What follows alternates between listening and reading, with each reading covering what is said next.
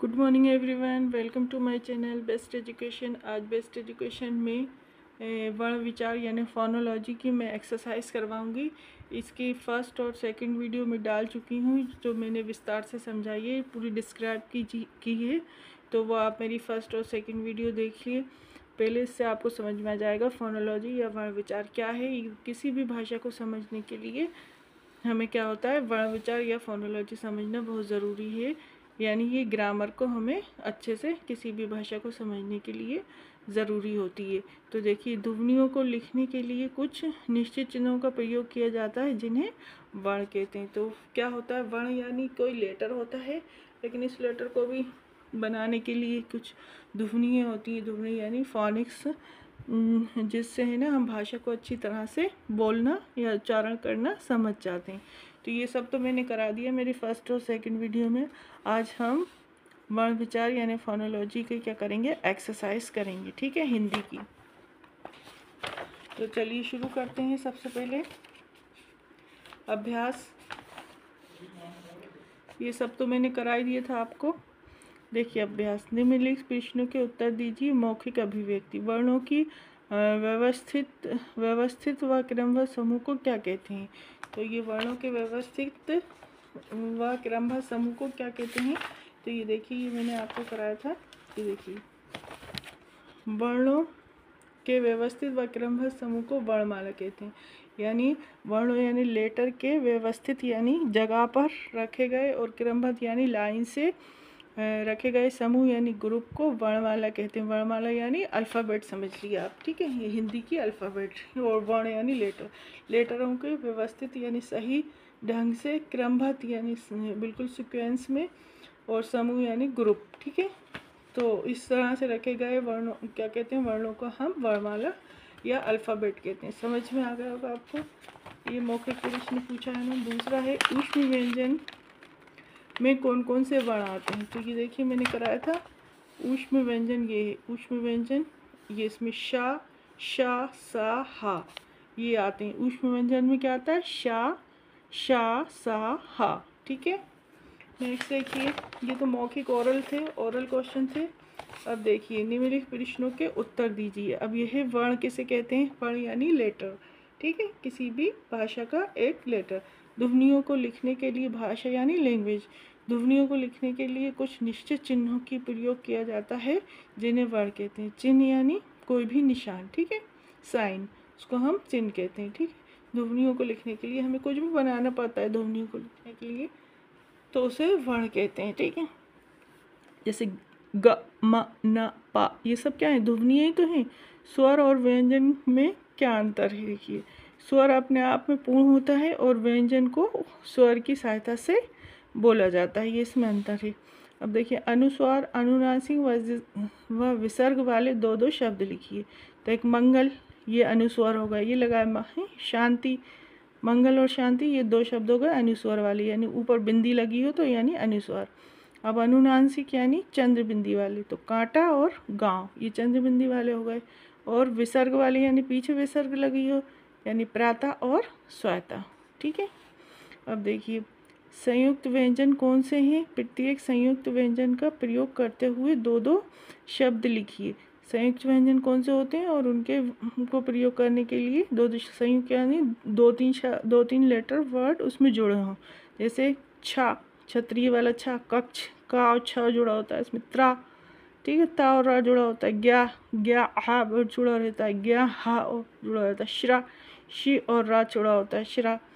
तो इसको छा से क्या बन सकता है? कक्षा, आकांक्ष, ठीक है। त्रिशूल, त्रिदेव, ज्ञानी, विज्ञान, श्रवण, श्रृंखल, ये दो दो शब्द मैंने बना दिए, पहले ही करा दिया था, ठीक है। संयुक्त का मतलब होता है मिले हुए लेटर, यानी दो लेटरों से बना हुआ एक लेटर, ठीक है, ठीक है, समझ में आया। नेक्स्ट देखते हैं, टर्न ऑन द पेज, यानी पेज पलट के हम नेक्स्ट एक्सरसाइज देखते हैं। अब देखिए, नेक्स्ट एक्सरसाइज क्या है? निम्नलिखित शब्दों को, वर्णों को अलग अलग करके लिखिए। वर्ण यानी समझ गए आप लेटर। तो लेटर को कैसे अलग करते हैं? लेटर को अलग करते हैं तो उसकी ध्वनि है, ध्वनि से अलग हो जाता है वो, ठीक है। अब जैसे पा, पा हम खोलें तो पा दो लेटर से मिलकर बना है ना, पा और आ। तो पा में यहाँ हलंत लगा देंगे, प्लस आ, पा, फिर प्लस ला में भी हलंत लगा के आ, यानी ला और आ से बना है, पा और आ से बना है, पा ला का। पा में क्या लगेगा, बड़ा आ, क्योंकि ये बड़ा आ की मात्रा लगी ना, ये देखिए ये बड़ा आ की मात्रा लगी, तो पा में बड़ा आ, यहाँ हलंत नहीं लगेगा, सॉरी, फिर से करती हूँ, ठीक है।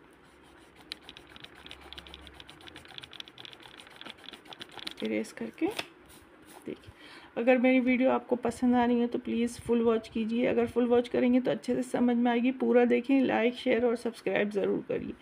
देखिए पा में आ की मात्रा लगी हुई है, ये देखिए आ की मात्रा लगी है, तो पा प्लस बड़ा आ होती है आ की मात्रा, प्लस ला में कोई मात्रा नहीं लगी तो बस इसमें छोटा आ लिखेंगे इसके साथ, पा ला, और का में भी कोई मात्रा नहीं लगी तो का और प्लस आ अलग कर देंगे इनमें से, और तो इनमें हलंत लगा देंगे, ठीक है। ये हो गया हमारा पालक, ठीक है। अब देखिए कमीज़ को कैसे याद करेंगे, का में कोई मात्रा नहीं लगी, यानी इसमें क्या जुड़ा हुआ है, आ, का, ठीक है। यहाँ पे हलंत लगा देंगे, का प्लस माँ में देखिए बड़ी की मात्रा लगी है, तो यहाँ पे लिख देंगे हम बड़ी, कामी, ठीक है, प्लस जा प्लस आ, ये कमीज, ठीक है।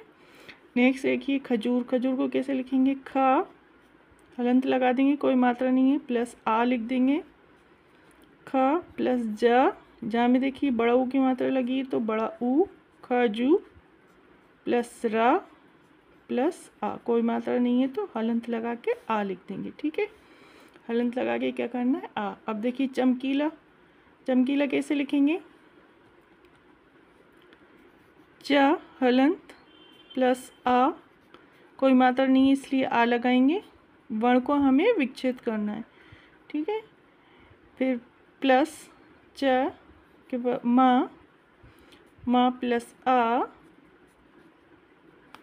प्लस का में बड़ी की मात्रा लगी है तो बड़ी लिख देंगे, चमकी प्लस ला में बड़ा की मात्रा लगी है तो प्लस बड़ा लिख देंगे, चमकीला, ठीक है।